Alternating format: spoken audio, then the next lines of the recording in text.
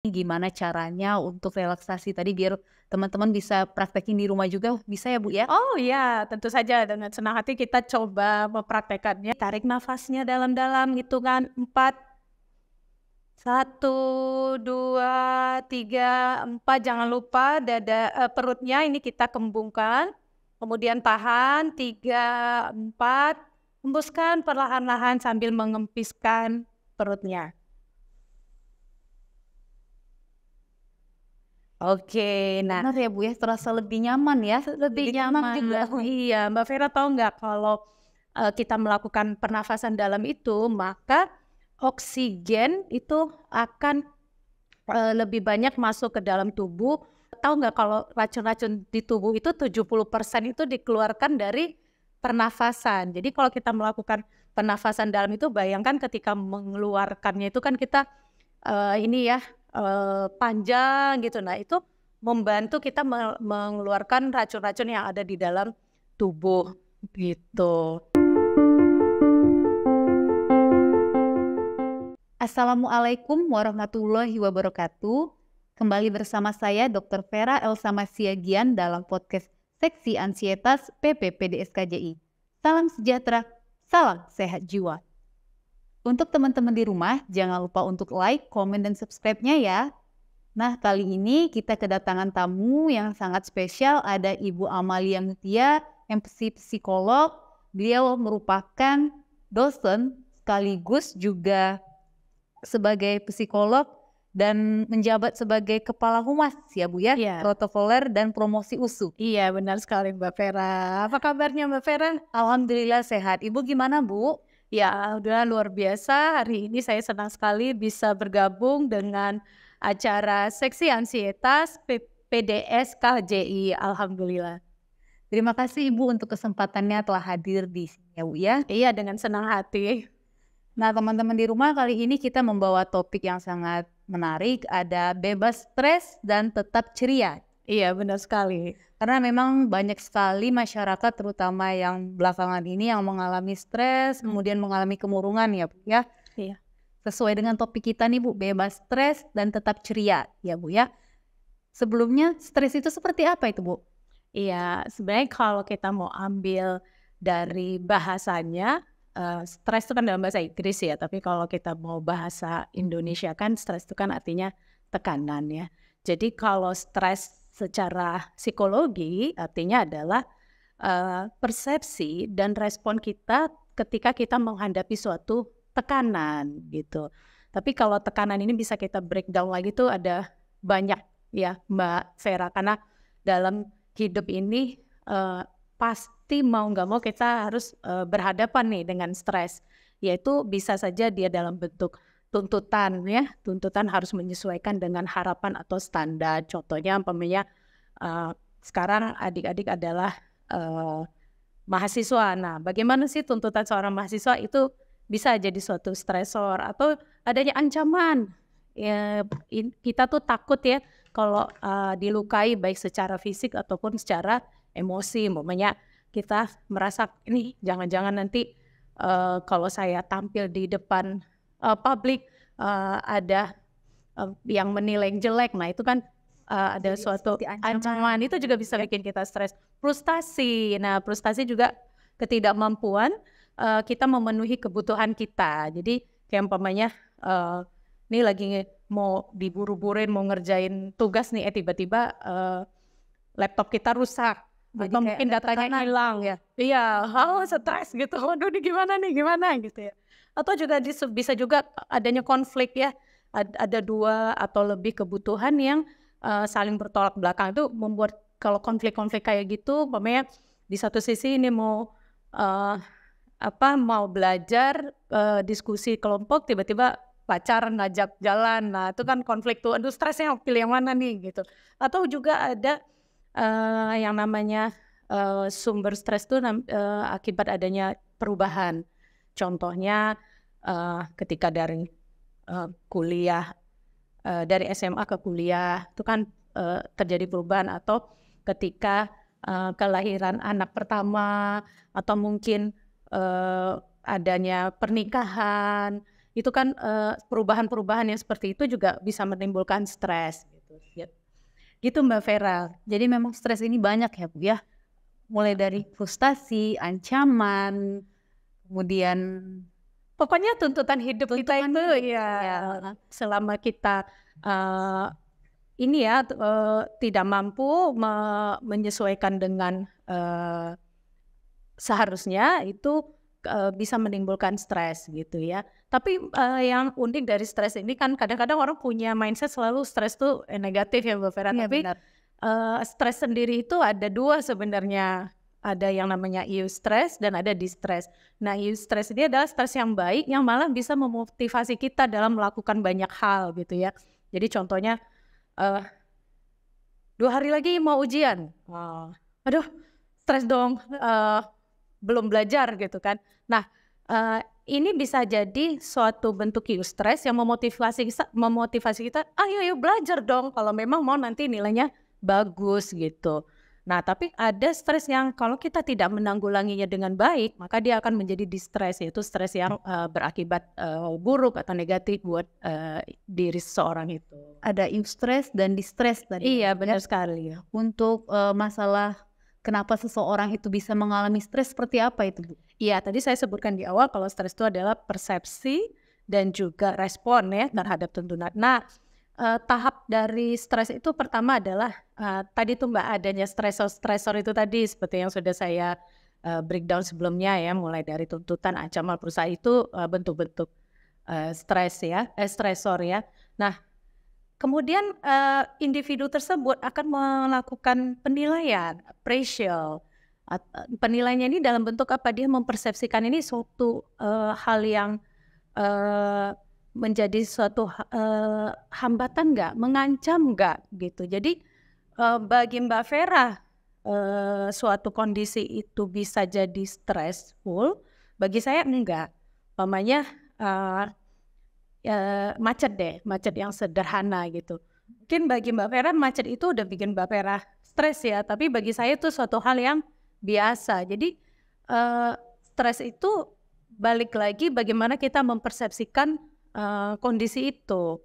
Kalau bagi kita itu suatu hal yang mengancam, membahayakan, kemudian kita masuk ke tahap kedua, yaitu kita membutuhkan sesuatu untuk menghadapi kondisi yang baik menurut kita itu adalah stres. Jadi kalau bagi kita itu suatu hal yang membuat kita mengancam, maka apa nih yang harus kita lakukan?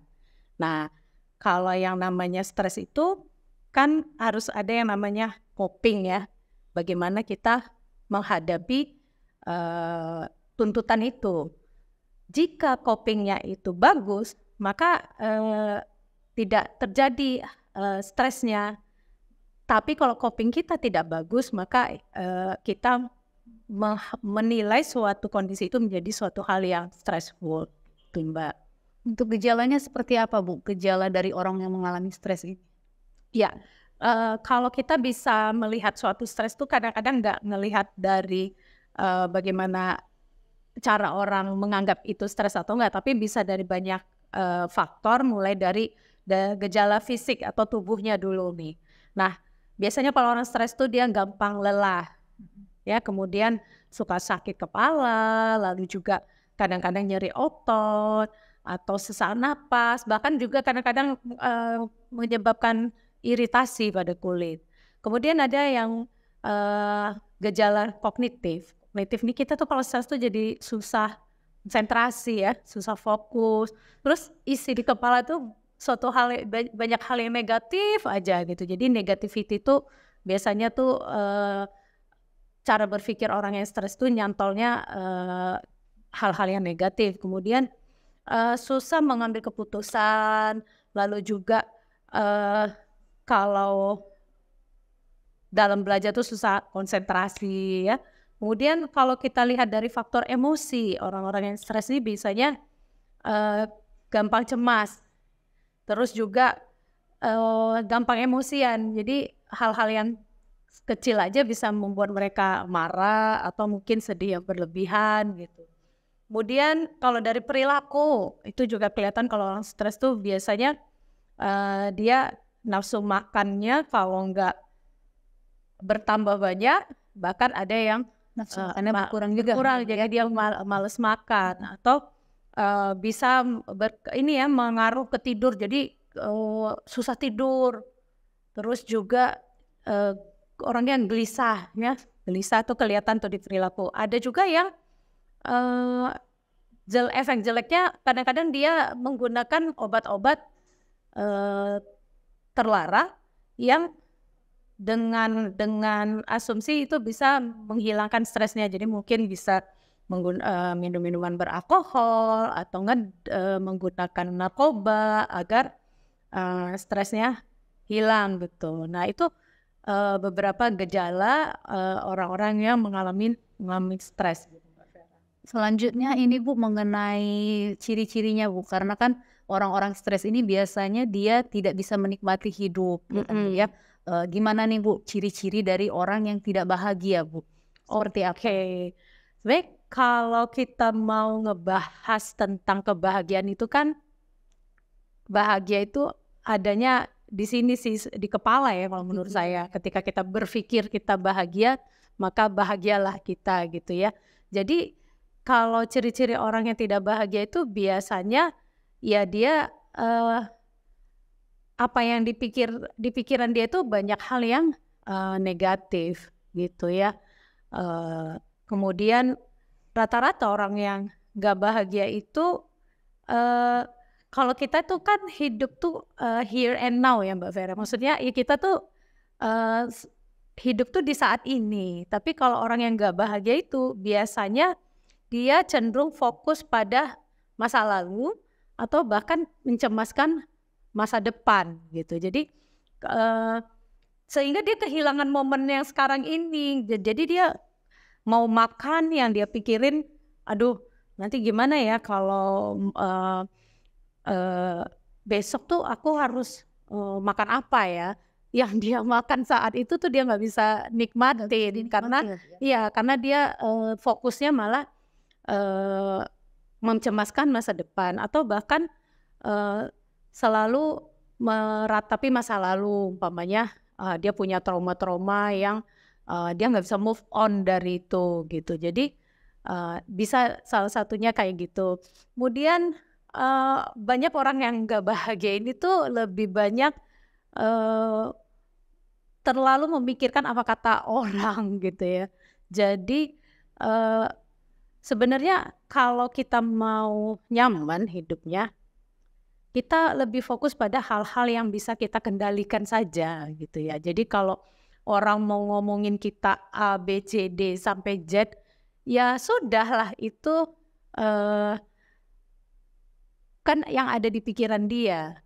Kita nggak mampu kan mengendalikan bagaimana orang berpikir tentang kita, bagaimana orang menganggap kita baik atau tidak, kan nggak bisa kita mengatur itu.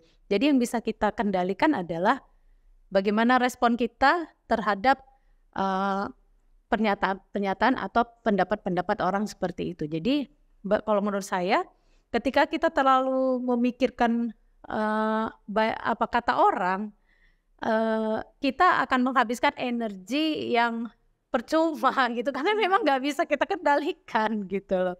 Ya udah fokus aja pada apa yang bisa kita eee, kendalikan terhadap hidup kita. Jadi ya kita perbaikin hidup kita, eee, tetap tenang, jangan mau terbawa emosi gitu kan, yang rugi diri sendiri gitu. Terus banyak orang yang nggak bahagia itu karena eee, dipenuhi hal-hal yang negatif gitu, dekat dengan lingkungan yang negatif. Jadi mungkin cari teman yang memang tipe-tipe orang yang suka mengeluh, tidak bersyukur gitu, atau dia sendiri juga isi kepalanya itu mengeluh, hujan salah, panas salah ya. Jadi gimana dia mau happy gitu. Terus yang terakhir sih, saya ini sebenarnya juga adalah moto hidup saya gitu ya, ketika saya percaya bahwa kita adalah apa yang kita pikirkan, dan Tuhan atau Allah Subhanahu wa Ta'ala sesuai dengan prasangka hambanya gitu. Jadi ketika kita berpikir positif, maka Allah akan menyesuaikan dengan prasangka kita ya. Kita dikasih hal-hal yang baik juga gitu ya Mbak. Sama dengan orang-orang yang berpikir negatif. Ketika dia berpikir negatif, maka itulah yang akan kembali kepada dia. Kalau di psikologi namanya law of attraction Mbak Vera. Jadi hukum tarik-menarik. Ketika kita berpikir positif, maka semesta alam, mestakung lah istilahnya ya, mestakung itu juga akan menangkap energi yang kita pancarkan tersebut dan dia akan mengembalikannya kembali dalam bentuk hal-hal yang positif juga gitu. Jadi ini sejalan, maksudnya gini, keilmuan yang kita pelajari dengan keagamaan yang juga kita percayain itu jadinya kan sejalan ya. Jalan. Iya, jadi Allah berkata aku adalah prasangka hambaku dan kita adalah apa yang kita pikirkan. Nah itu kayaknya ngeklik banget tuh, pas banget tuh dengan law of attraction. Jadi ketika kita mengeluarkan energi positif, maka itu yang ditangkap mestakung dan akan dikembalikan lagi seperti itu kepada kita. Jadi kalau ciri-ciri orang yang nggak bahagia ya pasti yang diisi kepalanya itu ya suatu hal yang banyak hal yang negatif gitu jadinya. Ini tadi kan kita bahas masalah jangan mikirin omongan orang dan sebagainya. Tadi sempat ya Ibu ya. Terus gimana nih Bu mengenai orang-orang yang kepo terhadap orang lain? Apakah orang ini termasuk orang-orang yang tidak bahagia Bu? Saya rasa kepo yang ada kepo yang konstruktif ya menurut saya. Maksudnya gini, kita kenapa ya dia kok bisa ya?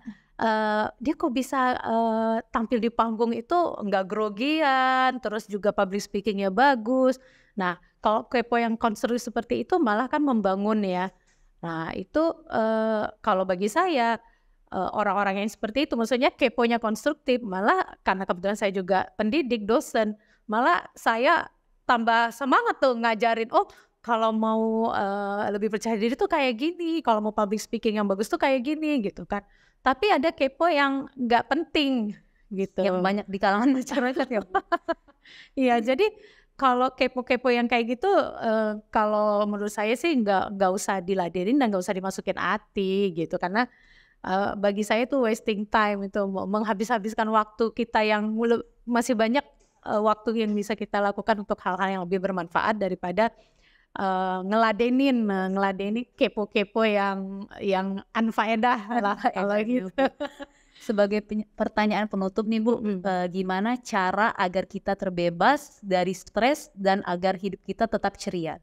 Oke, ya kalau kita balik lagi ke teorinya stres, untuk mengelola karena kita nggak bisa bebas dari stres ya Mbak Vera, karena bagaimanapun stres itu akan terus datang, come to our lives tuh kapan saja, karena that's life ya, namanya hidup pasti akan menghadapi banyak ujian, cobaan gitu ya, lika-liku. Tapi ketika kita berhadapan dengan stres, maka bisa kita kelola dengan dua cara.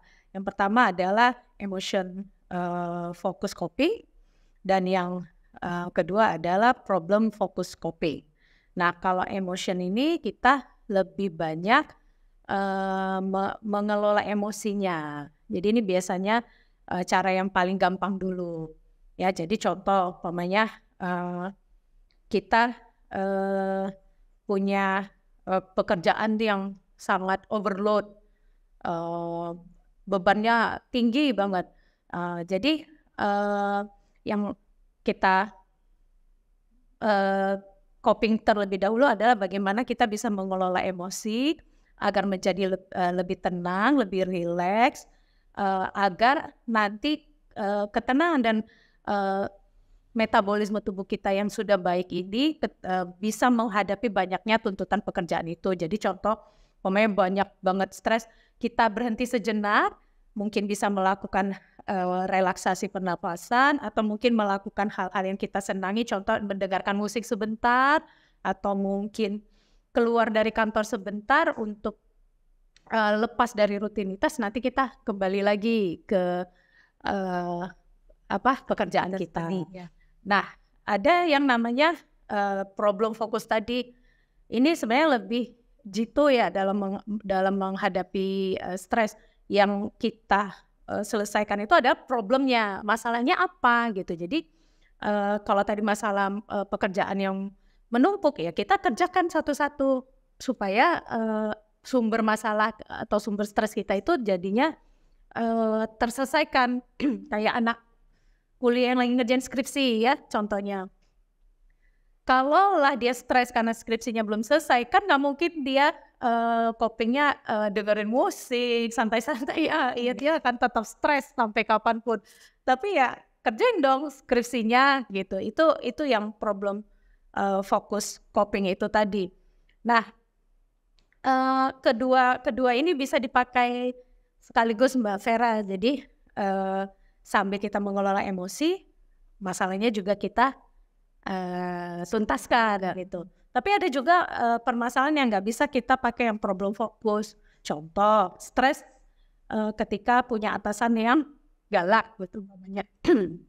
Nggak mungkin kita pecat bosnya dong. Ya yang pasti yang bisa kita lakukan adalah mengelola emosi kita gitu. Jadi mengelola emosi ini banyak nanti kita praktekkan salah satunya dengan melakukan relaksasi atau pernafasan dalam gitu. Nah kalau yang problem fokus tadi yang dituntaskan ada straight to the point adalah masalahnya gitu. Iya gitu Mbak Vera. Jadi itu tadi cara untuk mengatasi stres ya Bu? Iya, cuman jangan sampai gini ya, maksudnya kan kadang-kadang kalau yang emotional focus itu orang sekarang suka pakai istilah healing kan, jangan healing, tapi masalah utamanya sendiri nggak tertuntaskan gitu. Jadi ya ntar ya datang lagi stresnya gitu. Jadi harus dikombinasiin gitu antara yang problem dengan yang emotion fokus copingnya. Ini Bu, untuk yang terakhir tadi kan kita sempat menyinggung mengenai relaksasi. Mungkin teman-teman di rumah juga pengen tahu nih gimana caranya untuk relaksasi tadi biar teman-teman bisa praktekin di rumah juga, bisa ya Bu ya? Oh iya, tentu saja dengan senang hati kita coba mempraktekannya supaya sebenarnya ini tips praktis ya Mbak Vera ya. Jadi kita bisa melakukannya kapan aja. Mau sambil nyetir bisa, mau di kursi kantor bisa, mau di kursi kampus bisa gitu, karena tidak membutuhkan tools yang banyak atau juga tempat yang khusus gitu. Jadi anytime, anywhere you can do it gitu. Berarti tidak ada waktu terbaiknya ya Bu ya kapan untuk melakukan relaksasi ini? Iya, kapan aja ya. Kita kalau tiba-tiba stres itu muncul, kita merasa tidak nyaman untuk mengembalikan kondisi tubuh kita ke kondisi nyaman, maka kita bisa melakukan hal ini gitu Mbak. Boleh kita coba sekarang? Boleh. Gimana caranya? Berdiri, duduk juga boleh. Ya, jadi yang pertama harus kita lakukan adalah kita memposisikan tubuh kita itu serileks mungkin gitu ya. Jadi ketika kita ini kan karena namanya deep breathing atau pernafasan dalam, maka cara bernafasnya itu menggunakan diafragma, ya. Dan ketika kita menghirup udara secara dalam, itu menggunakan hidung, kemudian nanti kita hembuskannya melalui mulut, gitu ya. Ketika kita menghirup udara, maka gembungkanlah perut kita untuk menampung oksigen sebanyak-banyaknya. Jadi saat menghirup itu perut kita gembungkan, kemudian nanti ketika kita menghembuskan nafasnya, maka perutnya perlahan-lahan kita kempiskan. Nah ini untuk awal-awal kita bisa hitungannya 4 aja dulu Mbak Vera. Nanti kalau udah makin mahir bisa lebih lama hitungannya. Baik, mungkin kalau sudah nyaman, kita bisa tarik nafas bareng-bareng Mbak Vera untuk dari hidung ya Bu ya? Dari hidung, kemudian ditahan, hitungannya 4 semua, kemudian nanti kita keluarkan pun dalam hitungan 4.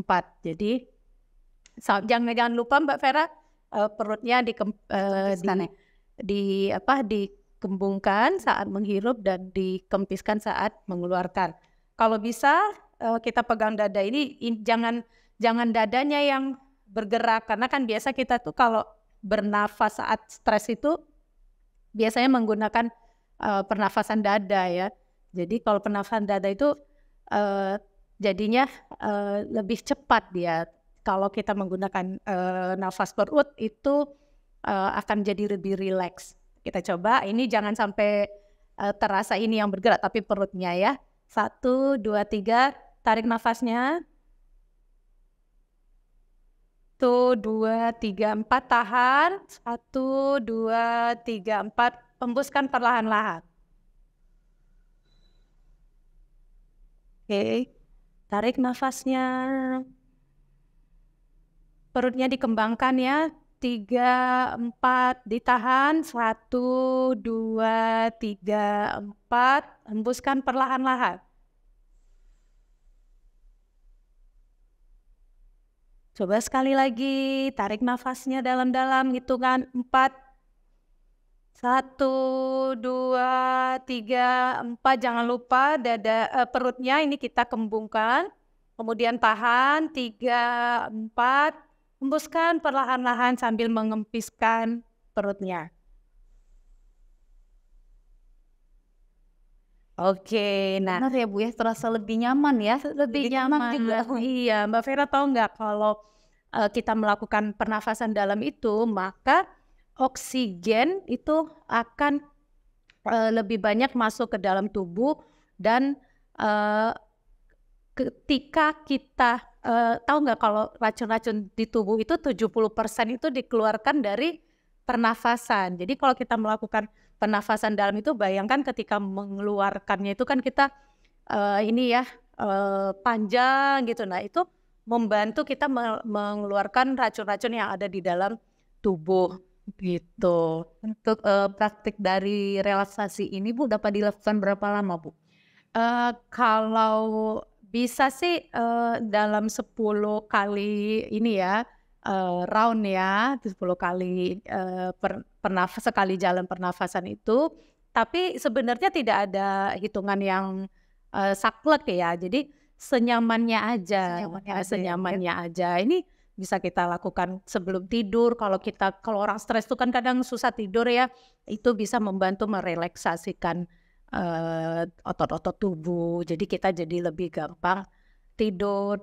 Kalau kita juga lagi benar-benar capek, penat, itu banyak banget loh manfaat pernapasan dalam ini Mbak. Jadi selain untuk tadi yang mengeluarkan racun-racun tubuh, dia juga akan memperbaiki otot di kayak jantung, paru-paru, usus, itu karena adanya kayak tekanan di otot bagian dalam itu membuat otot-otot tersebut menjadi lebih